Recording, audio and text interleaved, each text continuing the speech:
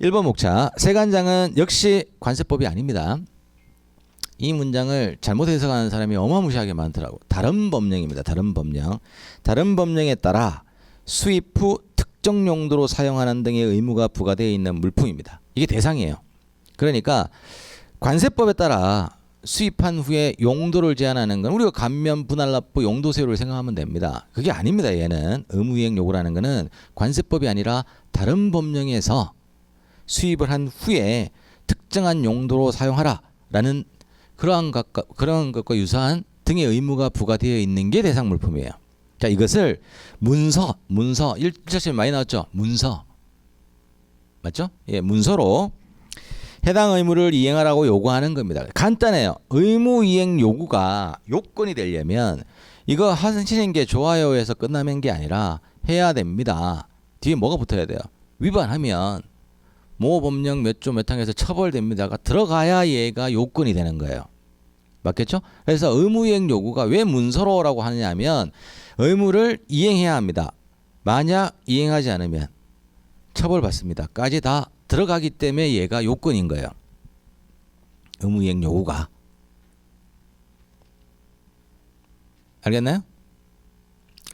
따라서 임의적인 것과 절대적, 우리가 뭐 절대적이냐 상대적이냐 이런 용어도 쓰겠지만 뭐 필수적이냐 필요적이냐 임의적이냐 이런 용어도 쓰잖아요. 이 의무이행 요구라는 게 요건이 아니면 제재가 수반될 수가 없어요.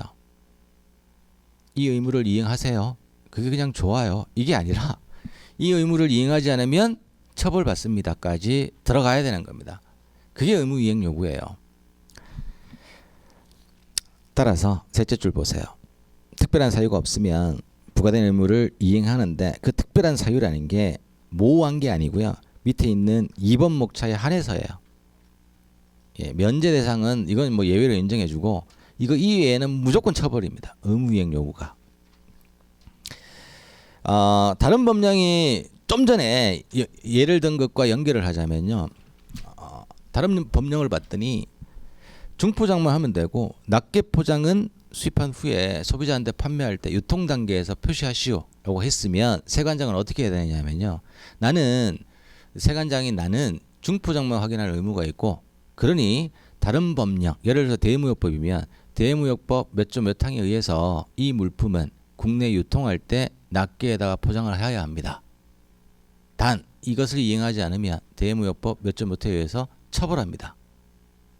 이게 의무이행 요구라고 보시면 돼요. 이것이 그래서 226조하고 연결이 돼요. 얘들이 원산지 표시 뭐 다 이것들이 여기에 다 들어간다고 보시면 돼요. 그리고 뭐 전기 표시 이런 것도 마찬가지고 한글 표시도 마찬가지고 그건 우리 관세법에 의해서 표시하는 게 아니거든. 다른 법령에 의해서 표시하는 거거든요. 그러면 수입 신고를 처리해 줘요.